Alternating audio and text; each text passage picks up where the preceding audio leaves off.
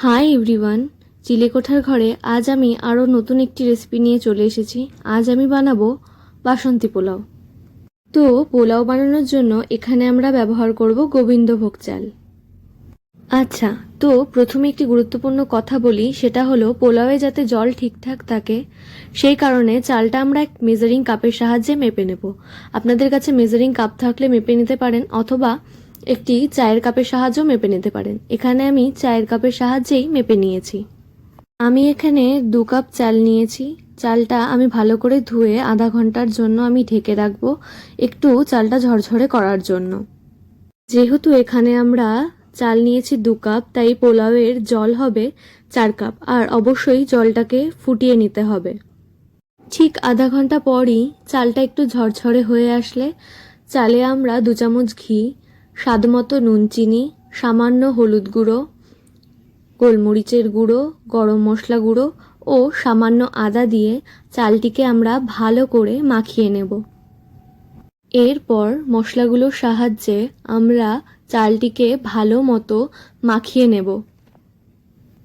আর অন্যদিকে আমরা যেই পাত্রে পোলাওটি করব সেই পাত্রে 4 কাপের থেকে একটু বেশি জল নিয়ে একটা এলাচ, একটা দারচিনি দিয়ে জলটিকে ভালো মতো ফুটিয়ে নেব।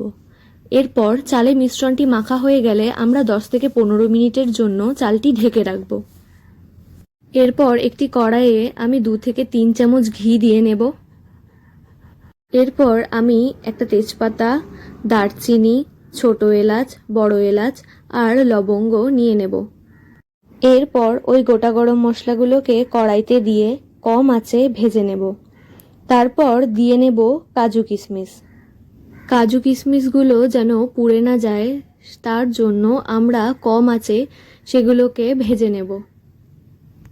তারপর যে চালটিকে আমরা ঢেকে রেখেছিলাম সেই চালটি আমরা দিয়ে দেব। এরপর চালটিকে আমরা কম আঁচে ভেজে নেব। ছোট কোনো অনুষ্ঠান হোক কিংবা বড় কোনো অনুষ্ঠান, সব খাবারের মাঝে যদি এই রেসিপিটা থাকে তবে খাবারটা জমে যায়। এই দেখো, তোমাদের সাথে কথা বলতে বলতে আমার এখানে চালটা ভাজাও হয়ে গেছে, আর রংটা কি সুন্দর এসেছে না? ঠিক এরপরেই আমরা যে জলটি ফুটিয়ে রেখেছিলাম সেই ফোটানো জলে আমরা চালটা দিয়ে নেব। এরপর 5 থেকে 10 মিনিট মিডিয়াম টু হাই ফ্লেমে আমরা চালটিকে একটু ফুটিয়ে নেব। তারপরই একদম লো ফ্লেম করে আমরা চালটিকে ঢাকা দিয়ে নেব।